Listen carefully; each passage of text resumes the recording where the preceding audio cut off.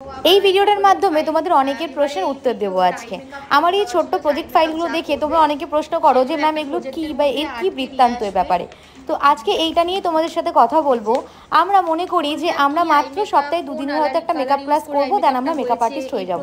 সেটা কিন্তু কখনোই নয়। তুমি যত নিজে তুলি ধরবে কিন্তু তত তোমার হাতকে শার্প করতে পারবে, এটা আমিও কিন্তু বিশ্বাস করি। তাই আমি রেগুলার কিছু না কিছু ক্ষেত্রে নিজের মধ্যেও প্র্যাকটিসে থাকি এবং আমার ছোট্ট প্রচেষ্টা যাতে ওরাও সেই অভ্যাসটাকে নিজেদের মধ্যে আনতে পারে। আমি বিভিন্ন রকম প্রজেক্ট ফাইল ওদেরকে দিয়ে থাকি, কারণ ওরা যাতে সারা সপ্তাহ এই জিনিসটার মধ্যে থাকে এবং সারা সপ্তাহ যাতে প্র্যাকটিসটা এইভাবেই করে যেতে পারে। আমাদের যে গ্রুপটা থাকে সেই গ্রুপে ওরা প্র্যাকটিস পাঠায়, কিন্তু ব্যতিক্রম স্টুডেন্ট তো থাকেই যারা হয়তো সারা সপ্তাহ কোনো না কোনো কারণে করেই উঠতে পারে না। কিন্তু এই ছোট্ট ছোট্ট জিনিসের মাধ্যমে ওরা এই কম্পিটিশনের মধ্যে থাকে যে আমাকে আজকে গিয়ে এই জিনিসটা দেখাতেই হবে, ওর থেকে বেস্ট যেন আমার প্রোডাক্টটা হয়।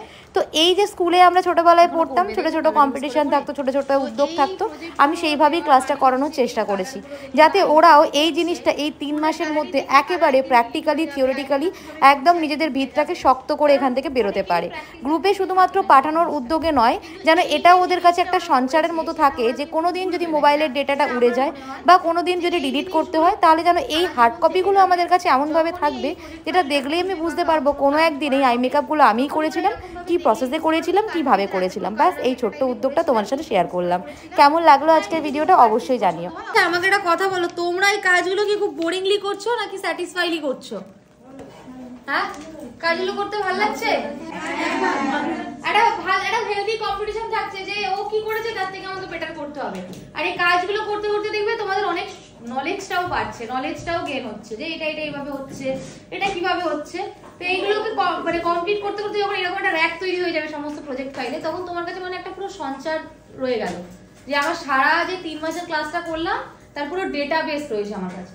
তার থেকেও ম্যাম মানে সারা সপ্তাহ আমরা এটা নিয়ে বিজি থাকছি, মানে এটার মধ্যে থাকছো, ক্লাস হয়ে গেল ওইটা আমি তুলে রাখলাম, সেটা হচ্ছে না। সারা সপ্তাহে এগুলো নিয়ে কিছু না কিছু মাথায় সবসময় স্ট্রাইক করে রাখি। কাজ করতে করতে কাজের ওখানে বসে বসে স্ট্রাইক করছে, মানে স্ট্রাইক হচ্ছে যে বাড়িতে গিয়ে ম্যামের প্রজেক্ট করতে হবে, বাড়িতে গিয়ে ম্যামের প্রজেক্ট করতে হবে, সবার আগে আমাকে প্রেজেন্ট করতে হবে, এরকম একটা হেলদি কম্পিটিশনও চলছে। প্লাস এই